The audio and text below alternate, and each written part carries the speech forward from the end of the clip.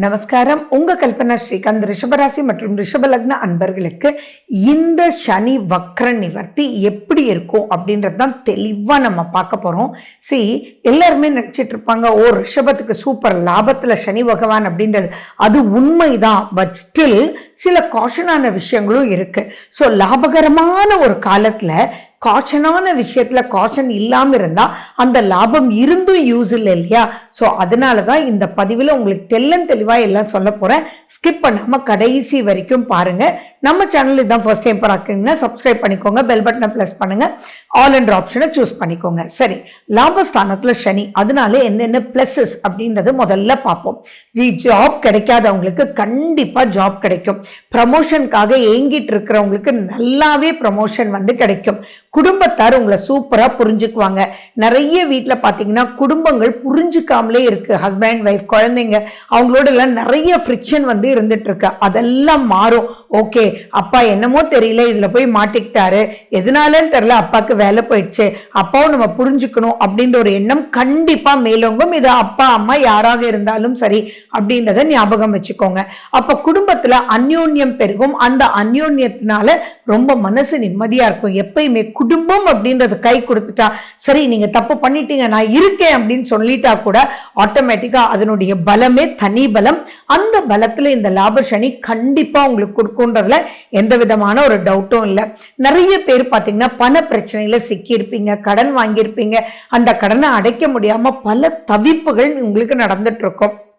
இப்போ அதுக்குண்டான வழிகள் பிறக்கும். நீங்க பிசினஸ் பண்ணியோ அல்லது ஜாப்ல ஃப்ரீலான்சரா நிறைய பண்ணியோ பல ரூபத்துல நீங்க ஒர்க் பண்ணி லாபகரமான அமௌண்ட் அந்த லாபகரமான அமௌண்ட்ல அப்பாடா கடனை நம்ம பே பண்ணிடணும் அப்படின்னு நினைச்சு நீங்க சூப்பரா பே பண்ணக்கூடிய ஒரு அற்புதமான ஒரு காலகட்டம்.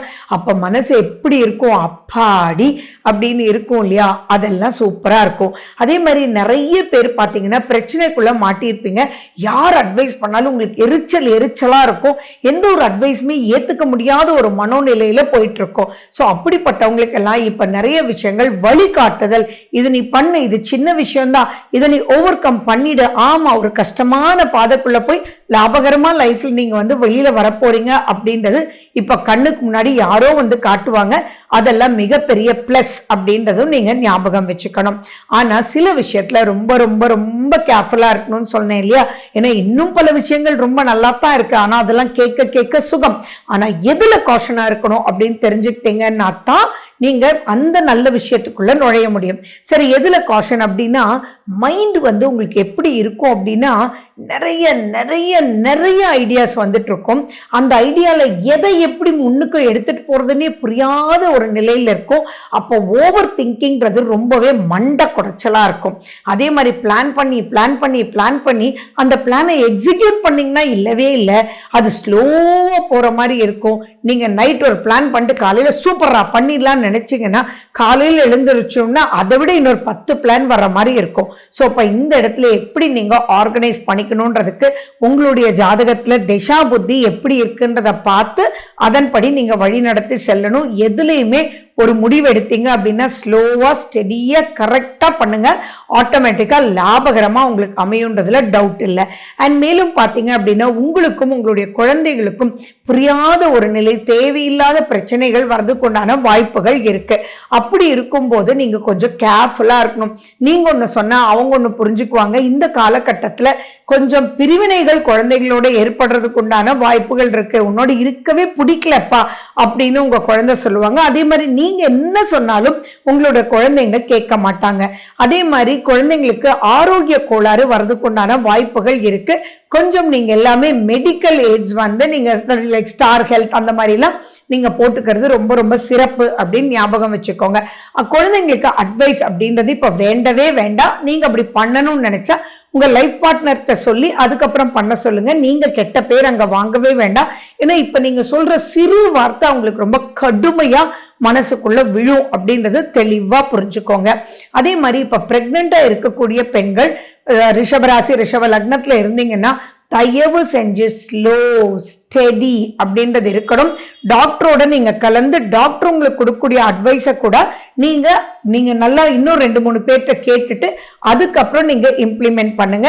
நீங்க எடுக்கக்கூடிய மெடிசன் ஏதாவது ப்ராப்ளம் ஆகிறதுக்கு உண்டான வாய்ப்புகள் இருக்கு.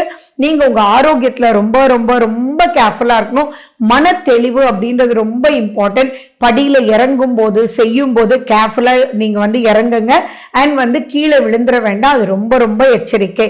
அதுல இப்போ திசாபுத்தி அந்தரங்களும் சரியில்லை அப்படின்னா கொஞ்சம் ரொம்பவே கேர்ஃபுல்லா இருக்கணும். அதுவும் முதல் 3 மாச கர்ப்பிணி பெண்கள் ரொம்ப கேர்ஃபுல்லாகவும், 7வது மாசத்துக்கு அப்புறம் இருக்கக்கூடிய கர்ப்பிணி பெண்கள் இன்னும் ரொம்ப கேர்ஃபுல்லாகவும் இருக்கக்கூடிய அமைப்புகள் இருக்கு.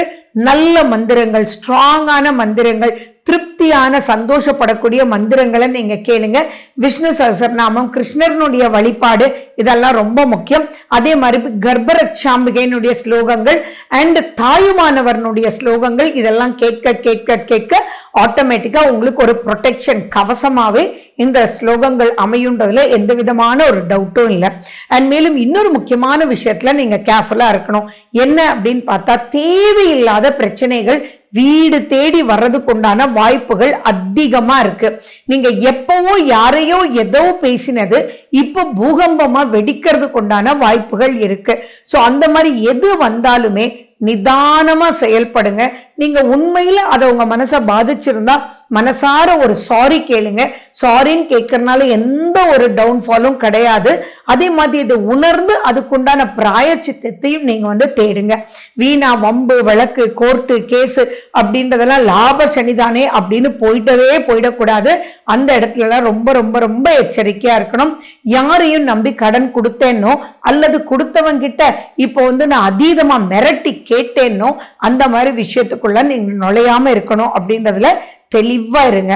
அதே மாதிரி ரிஷபராசி அப்படின்னு சொல்லும் போது உங்களுக்கே தெரியும், கிருத்திகை, ரோகிணி, மிருகசீரிஷம், நீங்க எல்லாருமே சுய ஜாதகத்துல இருக்கக்கூடிய திசாபுத்தி அந்தரத்தை வச்சு அதுக்கு உண்டான கடவுளை நீங்க பார்த்து நீங்க இம்பார்ட்டன்ஸ் கொடுக்கணும்.